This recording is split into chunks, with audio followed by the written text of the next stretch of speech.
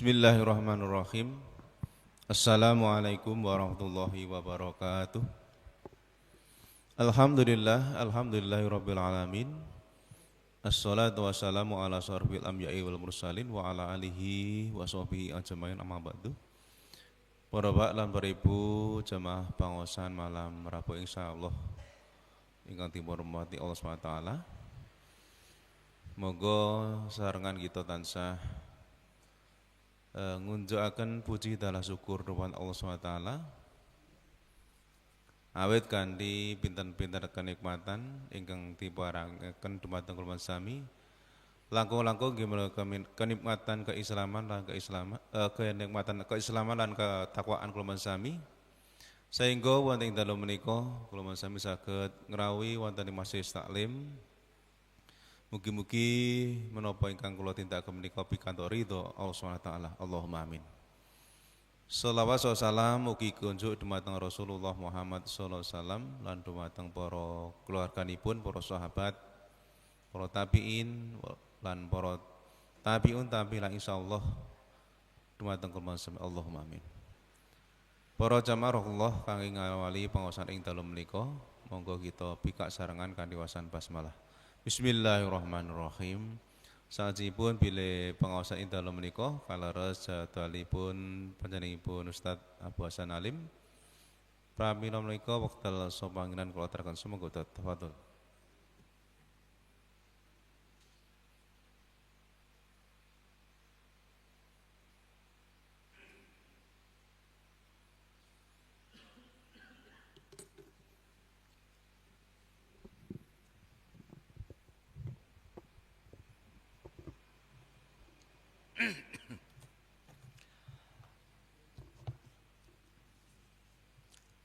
Bismillahi, assalamualaikum warahmatullahi wabarakatuh. Alhamdulillah, thumma alhamdulillah, alhamdulillahi rabbil alamin. Wabihi nasta'in ala umurid dunya waddin. Wassalatu wassalamu ala asrafil anbiya wal mursalin wa ala alihi wa ashabihi ajma'in. Wa asyhadu an la ilaha illallah wahdahu la syarikalah wa asyhadu anna Muhammadan abduhu wa rasuluh la nabiyya wa la rasula ba'dah. Allahumma salli wa sallim wa barik ala Muhammadin wa ala alihi wa ashabihi wa man tabi'ahum bi ihsanin ila yaumiddin. Faqala Allah ta'ala fi kitabihil karim, a'udzu billahi minasyaitonir rajim. Ya ayyuhalladzina amanu taqullaha haqqa tuqatih wa la tamutunna illa wa antum muslimun. Wa qala Rasulullah sallallahu alaihi wasallam, ittaqillaha haitsu ma kunta wa atbi'is sayyi'atal hasanata tamkhuha wa khaliqin nas bi khuluqin hasanin. Sadaqallah wa sadaqa rasulih. Allahumma arhamna bil Qur'an. Bapak Ibu yang dimuliakan Allah, alhamdulillah kita bersyukur kepada Allah Subhanahu wa taala atas segala nikmat yang Allah limpahkan dalam hidup kita, dan mudah-mudahan rasa syukur ini bisa mendatangkan nikmat yang lebih besar, yaitu nikmat istiqamah di dalam menjaga ibadah kepada Allah Subhanahu wa taala.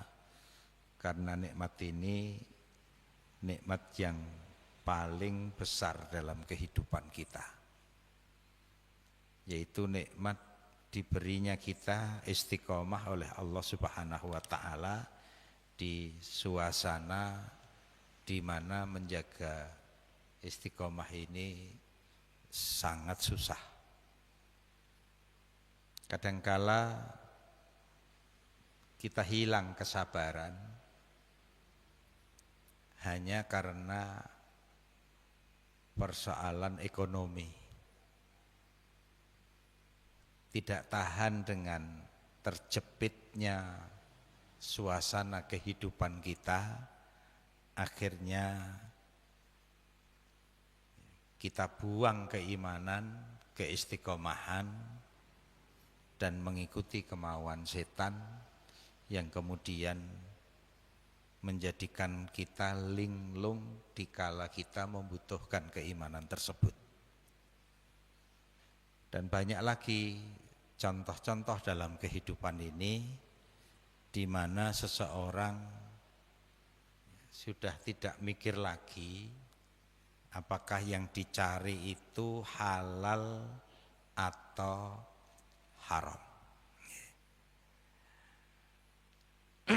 La taqumu sa'ah hatta yataqarraba zaman fatakunu sanatu kasahri wa yakunu sahru kal jumu'ati wa takunul jumu'atu kal yaumi wa yakunul yaumu kas-sa'ati wa takunas sa'atu ka ihtirakis sa'afati. Kiamat tidak akan terjadi sehingga waktu menjadi singkat. 1 tahun terasa sebulan, 1 bulan terasa 1 pekan, 1 pekan terasa sehari, sehari terasa sejam, dan 1 jam secepat terbakarnya daun kurma kering. Begitu kata Rasulullah Sallallahu Alaihi Wasallam. Hadisnya diriwayatkan oleh Imam Ahmad dan Imam Tirmidzi. Nasiruddin Albani mengatakan hadis ini sahih. Bapak Ibu yang dimuliakan Allah, ini menjadi warning bagi kita, nasihat untuk kita semuanya. Betapa beruntungnya sebenarnya, betapa beruntungnya orang yang diberi istiqomah oleh Allah Subhanahu wa taala di suasana yang oleh Nabi disebut seperti ini.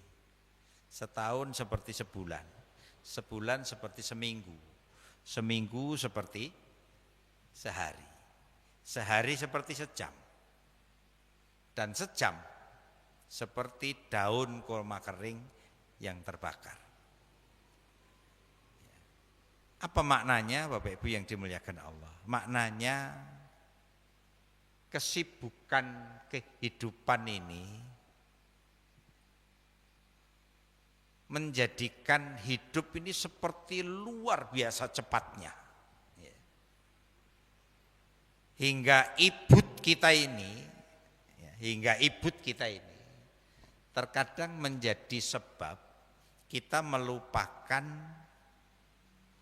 sesuatu yang paling penting dalam kehidupan kita yang oleh Allah dikatakan wabil akhirati hum yuqinun, dan dengan akhirat mereka yakin. Termasuk bagian dari keimanan kita adalah beriman dengan hari akhir. Beriman dengan hari akhir itu menjadi terlupakan. Beriman dengan hari akhir itu menjadi terlupakan. Sampai-sampai Rasulullah mengatakan kepada kita, la tahrujud dajjal hatta yathalal nas an dzikrihi wa hatta yatrukal a'immatu an dzikrihi alal manabir. Mari coba kita cermati bersama-sama. Dajjal tidak akan keluar. Dajjal tidak akan keluar. Hingga manusia melupakan menyebut-nyebutnya. Karena kesibukan yang lain, Pak. Dan hingga para imam para khotib meninggalkan untuk menyebut-nyebutnya di mimbar-mimbar mereka. Bapak Ibu yang dimuliakan Allah, Masjid Baitur Rahman, ya Pak. Sudah berapa kali bahas Dajjal di mimbar-mimbar akhir-akhir ini, Pak? Jarang nopo blas. Kita blas nggih. Kula niku ngisi Solo Baru ke selatan, ke timur, ke barat. Pokoknya Solo Baru ke selatan. Hampir 26 masjid yang saya isi. Niku nggih blas ndak ada yang bahas masalah Dajjal. Mengko Nabi ngendika ngeten. Hadisnya oleh Nasiruddin Albani dikatakan ini sahih. Dajjal akan keluar kalau umat Islam sudah tidak pernah nyebut-nyebutnya, dan tidak nyebut-nyebut lagi. Kalau para imam sudah tidak menerangkan lagi di mimbar-mimbar mereka. Sedangkan Rasulullah warning ke kita, Allahumma inni a'udzubika min syarri fitnati masihid Dajjal. Bahkan sebagian ulama itu mengatakan ini wajib hukumnya untuk dibaca. Walaupun jumhur kaum muslimin mengatakan ini hanya anjuran Rasulullah yang bersifat sunnah. Adapun Rasulullah mengajarkan ini agar kita baca minim 5 kali dalam sehari, coba. Betapa pentingnya kita sebagai seorang muslim untuk berlindung kepada Allah Subhanahu wa taala dari 4 hal yang sangat ngeri dalam kehidupan kita ini, yaitu fitnah Dajjal yang fitnahnya sengeri Jahannam, yang fitnahnya sengeri siksa kubur, yang fitnahnya sengeri tipu daya kehidupan ini. Hingga Nabi wanti-wanti seakan-akan kepada kita, idza tasyahhada ahadukum falyasta'id billah an arba'in.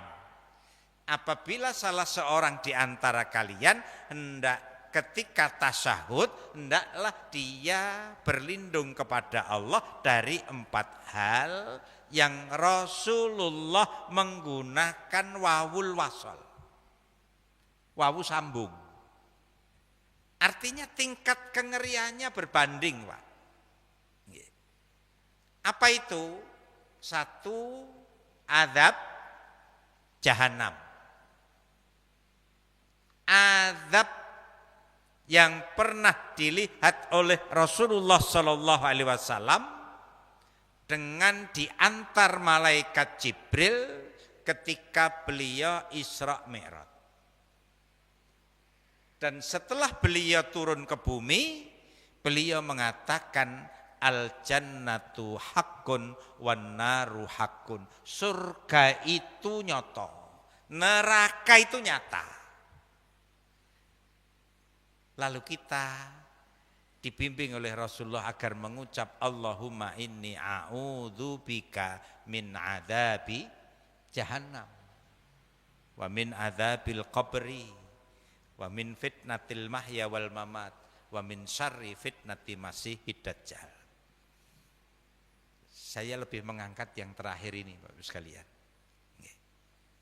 Jadi fitnah Dajjal itu tingkatannya, kengeriannya sebanding dengan fitnah Jahannam, siksa kubur, dan fitnah dunia ini. Sedangkan kita hari ini hidup, Bapak Ibu sekalian, di suasana yang semakin menunjukkan akan kedekatannya kepada Dajjal. Bagaimana tidak? Pasukan bendera hitam yang akan akan bertempur di Halep, kata Nabi, di Aleppo. Yang pasukan itu datangnya dari Khorasan. Enten mboten, Pak?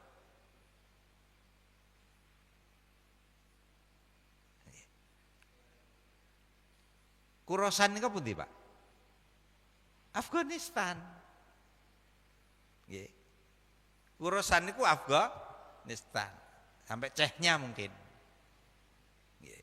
Pakistan. Itu wilayah seantero Khorasan. Ya. Dan benderanya hitam, tulisannya la ilaha illallah, putih. Ya. Bapak Ibu yang dimuliakan Allah, monggo dicermati bersama-sama. Mungkin kita juga termasuk nggih diarani gagas nggih gagas. Ning kemudian setelah itu pleng. Mbuh dilupakan, mbuh sibuk yang lainnya. Napa kula jenengan sami gagas kalau Suriah bakal merdeka, Basar Asad hingkang ke Rusia. Nggih, kita ndak gagas niku, Pak. Bahkan kita terkaget-kaget ketika Suriah merdeka. Nggih. Bahagia kita, alhamdulillah, saudara muslim kita sudah terbebas dari cengkeraman Basar Asad dan bapaknya. Selama minimal ya 50-an tahun. Tapi di satu sisi harusnya kita mengkorok kita, Pak. Karena apa? Kaum muslimin sholat Jumat pertama setelah ditinggal Basar Asad di Masjid Umayyah, Damaskus. Masjid Umayyah itu disebut Nabi Masjid Menara Putih. Masjid Menara Putih itu tempat di mana Isa Al-Masih akan turun ke bumi. Ngoten ketambahan Palestina gencatan senjata. Nggih, Pak. Apa yang perlu kita cermati dari gencatan senjata niku? Ternyata yang diucapkan oleh Hamas itu bukan omong kosong. Jadi Hamas mengatakan pasukan kami 40.000, yang dikeluarkan baru 5.000. Israel sudah kalang kabut, kemakini langsung hilang total. Ternyata tanknya ribuan hancur, dihancurkan oleh roket-roket rakitan pasukan Hamas. Nah, Bapak Ibu yang dimuliakan Allah,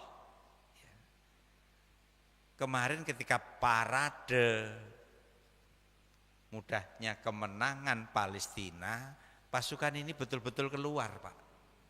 Mereka menunjukkan kepada dunia, ada yang mengomentari, para jurnalis, para pengamat, Hamas memberi kesan bahwa mereka harus dilibatkan dalam pemerintahan transisi pasca gencatan senjata.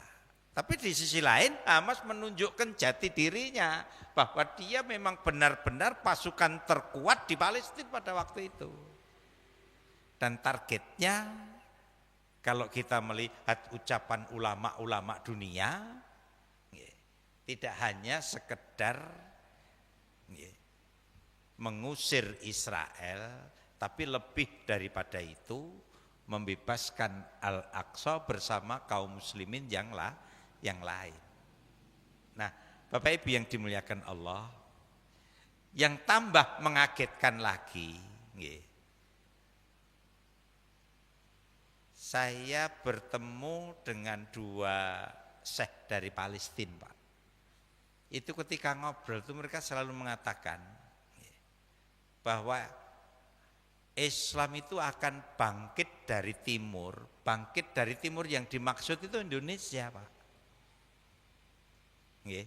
Bangkit dari timur yang dimaksud Indonesia. Dan mereka mengatakan kepada saya, kami senantiasa berdoa agar Islam bangkit dari negeri Anda, dari negeri merah putih ini. Itu kalimat mereka, Pak. Dan subhanallah, kok presiden yang ke-8 ini, panjenengan pirsani cobi. Di satu sisi saya senang, alhamdulillah. Tapi di sisi lain kita mengkorok, Pak. Apakah ini memang pertanda kiamat itu semakin mendekat? Semakin mendekat. Pak Prabowo kita bojone nggih sering ra kudungan nggih, Pak. Nek diarani bojone. Nggih. Kita nggih sering ra kudungan. Prabowonya sendiri juga mengaku agamanya tidak seberapa. Tapi gebrakannya luar biasa, Pak. Belum ada presiden atau pemimpin Islam dunia yang memiliki keberanian seberani Prabowo terkait dengan Palestina. Bahkan ketika ancaman luar datang kepadanya, dia sangat berani untuk memberikan jawaban akan keteguhannya untuk memberikan pembelaan bagi kemerdekaan Palestina. Ini yang di satu sisi kita bahagia, tapi di sisi lain kita mikir, loh, apakah memang benar bahwa kebangkitan Islam dunia akhir zaman itu akan dimotori oleh Indonesia? Lu Bapak Ibu yang dimuliakan Allah, sekelas Saudi, Qatar itu tidak berani loh, Pak. Tapi Pak Prabowo dengan sangat berani menghimbau umat Islam dunia agar bersatu membebaskan Palestina. Ini bukan ucapan ecek-ecek. Nek sing ngomong kula jenengan sami, mbok menawi mboten digagas Pak oleh dunia luar. Tapi kalau yang ngomong seorang presiden dan presidennya dari Indonesia, mereka berpikir, Pak. Mari kita cermati bersama-sama, karena ini penting untuk membangkitkan semangat mengejar akhirat akhirnya nanti. Apakah Prabowo ini akan dibiarkan oleh musuh-musuh Islam? Saya berkesimpulan, seandainya beliau hanya akan menjadi Abu Thalib, pembela keponakannya, nah, ini yang perlu jadi catatan bersama. Kita pun mulai ada tanda-tanda itu, Pak. Hambatan-hambatan untuk beliau ini mulai nampak, terutama dalam urusan APBN, keuangan. Beliau ini betul-betul megap-megap, ya. Betul-betul megap-megap. Seandainya 5 tahun ini nanti lolos, sangat mungkin 5 tahun berikutnya beliau betul-betul akan dikenang oleh kaum muslimin khususnya karena upayanya untuk menjadikan Indonesia sebagai negara adidaya ketiga dunia setelah Amerika dan Cina. Ya. Ini perlu kita dorong, Pak, karena terkait dengan akhir zaman pembicaraannya. Karena sangat nampak sekali kalimat-kalimat Rasulullah Shallallahu Alaihi Wasallam ya, terkait dengan kekuatan kaum muslimin dunia ini, bahwa pertempuran terbesar nanti itu di Aleppo. Hari ini Suriah sudah merdeka, Bashar Assad sudah hengkang ke Rusia,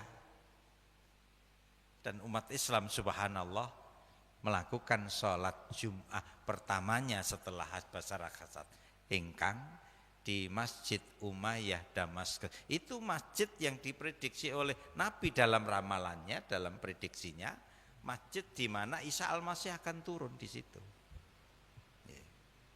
Apalagi jika ditambah dengan umur umat Islam, walaupun banyak yang mengkritisi dari ahlu sunnah wal jamaah, para ulamanya mengkritisi tulisan ini.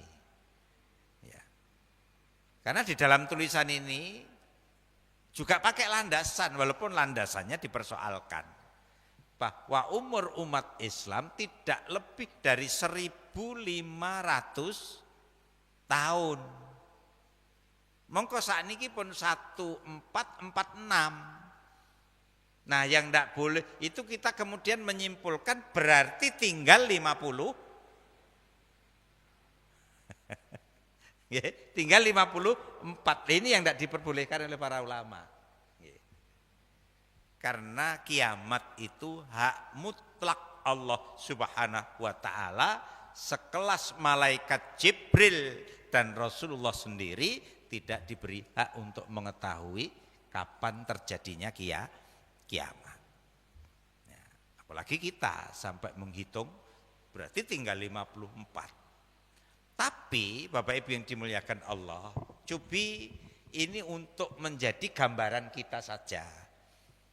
Satu gambaran di dalam Al-Quran surat Al-Hajj ayat yang ke-47, saya ambil potongannya. Allah mengatakan wa inna yauman 'inda rabbika ka alfi sanatim mimma ta'udun. Sehari di sisi Tuhanmu, tafsirannya sehari di akhirat, jika kamu hitung di dunia ini 1000 tahun. Bagaimana cara kita memahami ayat ini? Otomatis kita akan menggunakan akal sehat kita, sehingga yang kita pahami juga kalau sehari di akhirat itu 1000 tahun, berarti kalau 365 hari ya berarti kali 1000. Nggih, Pak. Nggih ta? Otomatis ngoten cara kita memahami. Berarti setahun di akhirat kita hitung di dunia 365.000 tahun.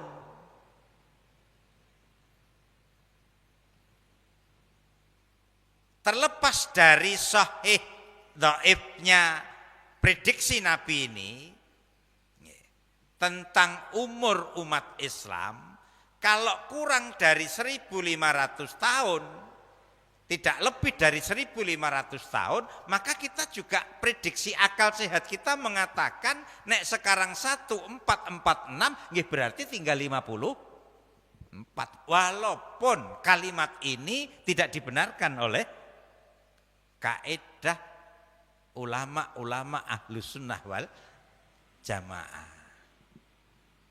Artinya ketika fungsinya menjadi warning, kewaspadaan kita untuk terus istiqomah di atas ibadah, siapa tahu kita betul-betul bertemu dengan Dajjal. Satu suasana yang amat sangat ngeri hingga Rasulullah membahasakan dengan min syarri fitnah. Min syarri fitnah. Jadi fitnah yang amat sangat mengerikan, yaitu fitnah Al-Masih Ad-Dajjal.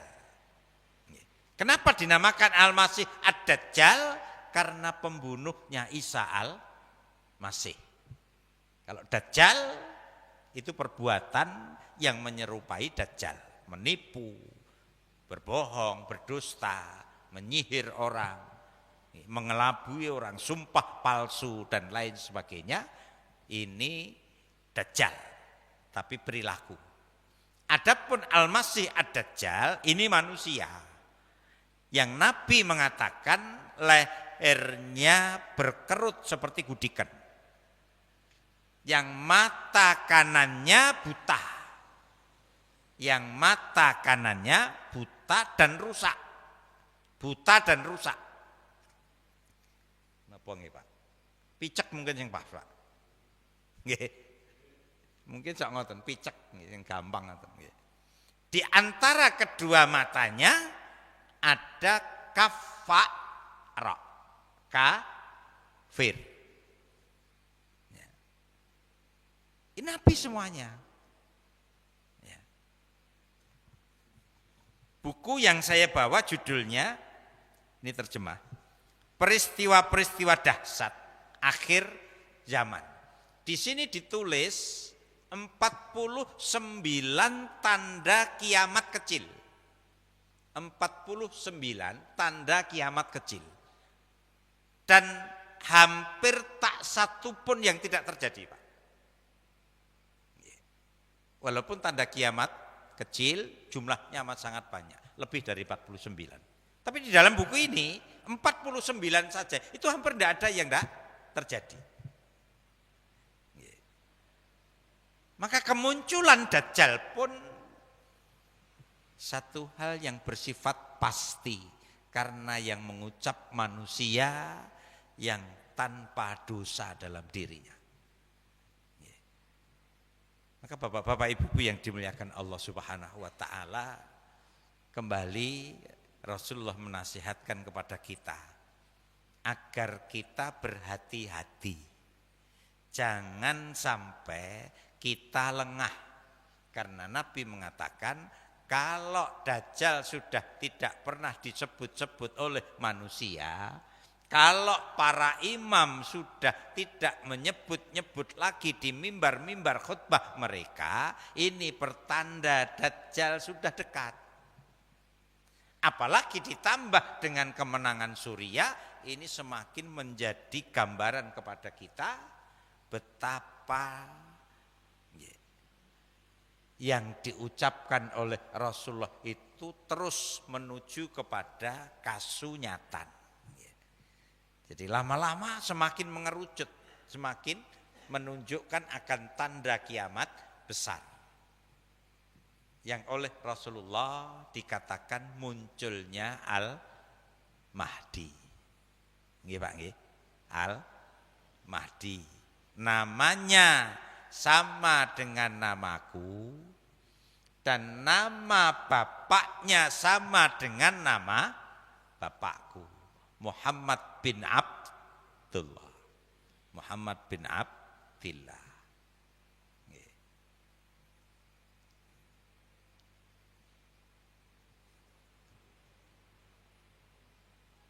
Kekuatan pasukan Islam berkumpul di Aleppo, bertempur di sana, kemudian nanti diwafatkan oleh Allah 2/3, kalau damel singkat mawon. Yang tinggal hanya 1/3 dan mereka diberi kemenangan oleh Allah Subhanahu wa taala. Itu perang di Aleppo, sangat mungkin itu yang dinamakan perang Armageddon. Perang dunia ke-3. Mengerucutnya sudah semakin nampak hari ini. Arahnya sudah ke arah Aleppo. Nah, Bapak Ibu yang dimuliakan Allah, ketika Al-Mahdi memimpin dunia di baiat di pintu Ka'bah, setelah itu fitnah besar ini muncul, yaitu Dajjal. Ya. Maka mudah-mudahan dengan gambaran ini, satu sisi kita perlu bersyukur kepada Allah. Ya. Karena kebanyakan manusia suasananya jenengan bisa perhatikan. Ya. Mereka lebih disibukkan oleh urusan-urusan duniawi, nyaris tidak pernah membahas hal-hal yang terkait dengan akhirat. terutama kiamat, yaitu pangkal akhiratnya. Jarang kita bahas kecuali hanya sekilas. Ya, beriman dengan kiamat gitu taklah mudahnya. Ya. Maka bapak-bapak, ibu-ibu yang dimuliakan Allah, ya, monggo ya, sekali lagi kita syukuri ini. Ya, sangat mahal jika Allah memberikan kepada kita istiqomah menjaga ibadah kita kepada Allah Subhanahu wa ta'ala. Sampai-sampai sebelum salam kita dinasihati Rasulullah agar berlindung kepada Allah, salah satunya dari jahatnya fitnah Dajjal. Secara urut para ulama memberikan nasihatnya. Yang pertama, teguhkan iman. Teguhkan iman. Apa sebab? Saya bacakan saja nggih. Karena ini penting nih. Ini Bapak Ibu sekalian. Kenapa kita perlu teguhkan iman ketika kita berhadapan dengan Dajjal? Telah disebutkan bahwa kata kafir yang tertulis di antara kedua mata Dajjal itu bisa dibaca oleh setiap mukmin, baik ia melek huruf Arab maupun buta huruf Arab. Karena pertolongan Allah, diterimanya iman seseorang, maka dia diberi kemampuan oleh Allah Subhanahu wa ta'ala untuk mengenali sang pendusta, sang penipu, sang pembohong Al-Masih Ad-Dajjal. Hingga akhirnya dia akan menghindar dari Dajjal tersebut. La yafirrannan nasu minad Dajjal fil jibal. Hingga akhirnya sungguh akan ada orang-orang yang melarikan diri dari Dajjal hingga mereka berada di puncak-puncak gunung. Karena memang Rasulullah SAW menasihatkan kepada kita agar kita menghindar dari Dajjal, walaupun kita mengaku beriman kepada Allah Subhanahu wa ta'ala, artinya mboten sah pede. Nggih, mboten sah pede. Wong imanku kuat tok, ora apa-apa ketemu Dajjal. Ya, nggih. Nabi ngendika man sami'a bid Dajjal. Barang siapa yang mendengar informasi tentang munculnya Dajjal, falyan anhu, hendaklah dia menghindar darinya. Fawallahi, demi Allah, demi Allah, innar rajula layatihi wa huwa yahsabu annahu mu'min fayattabi'u. Demi Allah, sesungguhnya seorang laki-laki yang mendatangi Dajjal karena dia menyangka imannya kuat, ternyata dia menjadi pengikutnya. Apa sebab? Mimma yab'atsu bihi minas subuhat. Karena dahsyatnya subhat yang disebarkan oleh Dajjal ini. Maka Nabi menasihatkan ini agar kita menghindar dari Dajjal jika telah mendengar info bahwa Dajjal telah muncul. Mboten sah kepedean karena merasa imannya kuat lalu pengen ketemu dengan Dajjal. Nabi bersumpah, ada seorang laki-laki yang mendatangi Dajjal karena saking pedenya dengan imannya, ternyata dia menjadi pengikut Dajjal tersebut. Karena memang dahsyat Bapak Ibu sekalian, Dajjal ini ya, bisa menghidupkan orang mati di riwayat panjang ya. Dia bisa menghidupkan pemuda yang mati, dia bunuh sendiri lalu dihidupkan lagi ya. Dan Dajjal ini mengaku sebagai Tuhan. Dia dalam 40 hari melesat ke seluruh bumi Allah ini. Luar biasa sihirnya. Dia melesat dalam waktu 40 hari ke seluruh penjuru bumi ini dalam rangka menyesatkan manusia. Dia nanti akan muncul dari Asfihan, Iran. Kota Asfihan, Iran. Ya. Di belakang Dajjal 70.000 Yahudi. Jenengan waos Pak, buka di Google. Asfihan hari ini sudah dihuni lebih dari 70.000 Yahudi Pak. Maka Nabi ngendika di belakang Dajjal ada 70.000 Yahudi. Maka sekarang ini Yahudi di Asfihan sudah lebih dari 70.000 orang. Tinggal di Asfihan. Napa rasanya merinding. Nah, inilah Bapak-bapak Ibu-ibu, maka mengapa kita perlu mengingat kembali tentang fitnah Dajjal? Karena Nabi telah mewarning kita, jangan sampai kita melupakannya agar kita punya persiapan jika terpaksa kita harus berhadapan dengan Dajjal. Satu, teguhkan iman sekali lagi. Sampai-sampai Syekh bin Baz menasihatkan kepada kita agar kita membaca doa teguhnya iman di akhir sujud kita. Kalau benar nanti kita angkat. Ya muqallibal qulub, tsabbit qulubana ala dinik. Wahai yang membolak-balikkan hati, mantapkanlah hatiku di atas agamamu. Ya musarrifal qulub, wahai yang merubah-rubah hati, sarrif qulubana ala ta'atik, ubah-ubahlah hati kami agar selalu di atas ketaatan kepadamu. Itu kita dianjurkan oleh Syekh bin Baz dibaca di akhir sujud kita di dalam sholat. Agar iman teguh diberikan oleh Allah Subhanahu wa ta'ala. Yang kedua, hindari Dajjal. Insya Allah penjenengan sudah banyak mendapatkannya, tapi ini perlu kita ingatkan berulang kali. Bapak Ibu sekalian, yang ketiga, berlindunglah kepada Allah dengan menghindar dari 4 di akhir sholat kita sebelum salam. Yang keempat,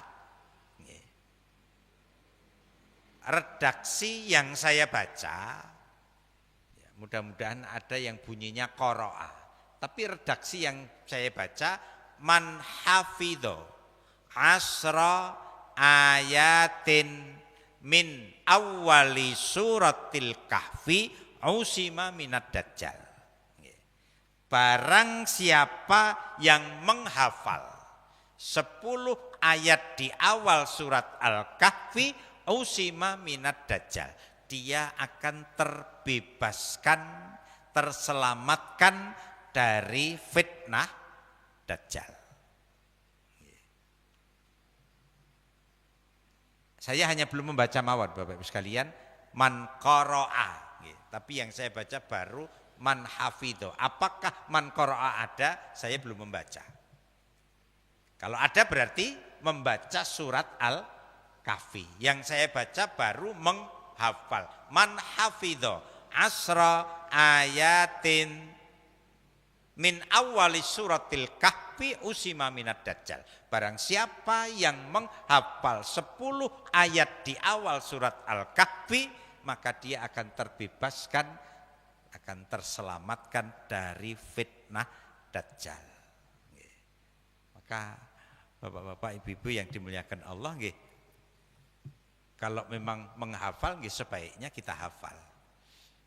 Kalau kita belum hafal, mungkin perlu menggunakan metode tahfidz, yaitu membaca dengan lancar hingga 40 kali lebih, setelah itu baru kita hafal. Insya Allah mudah untuk dihafalkan, karena juga hanya 10 ayat.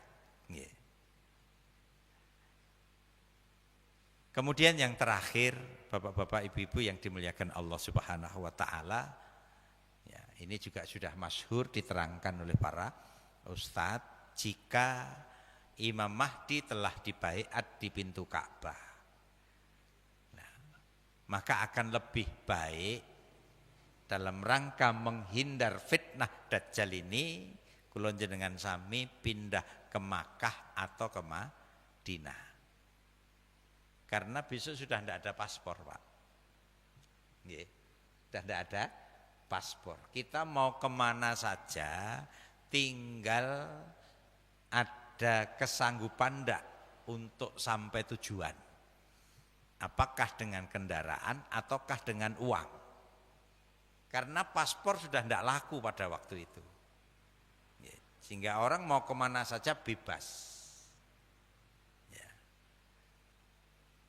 Berangkat saja ke Makkah atau Madinah.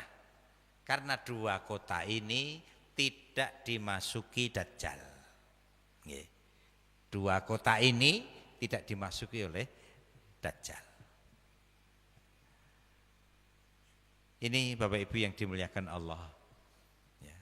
Adapun tanda-tanda kiamat kecilnya, walaupun panjenengan secara urut mungkin di ensiklopedi akhir zaman yang sering diangkat oleh Ustadz Baikuni, yang sering diangkat oleh Ustadz siapa itu? Ali Ustadz sinten niku yang terkenal, Ustadz akhir zaman itu. Ya.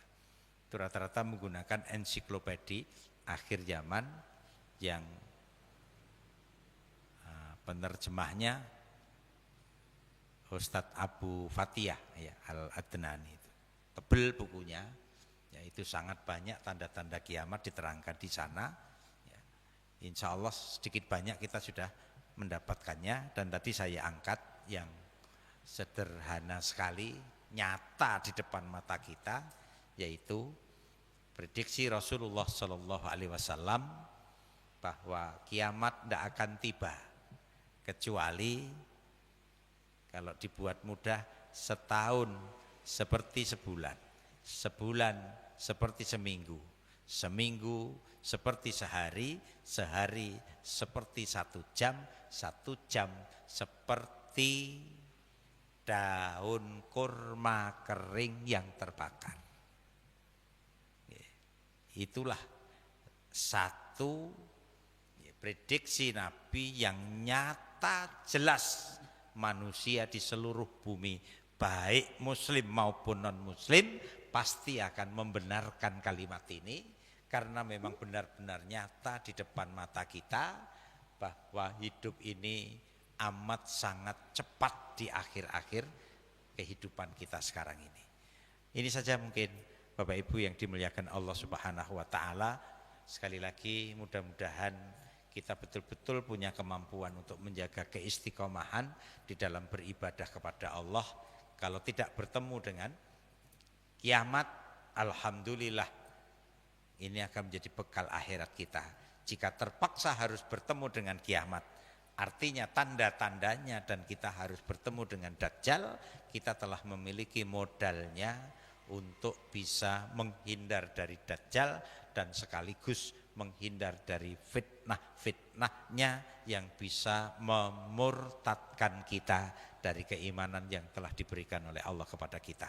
Yang benar dari Allah Subhanahu wa taala, yang salah mohon dimaafkan. Subhanakallahumma wa bihamdika wa asyhadu an la ilaha illa anta astaghfiruka wa atubu ilaik. Walhamdulillahirabbil alamin. Billahi taufiq wal hidayah. Assalamualaikum warahmatullahi wabarakatuh.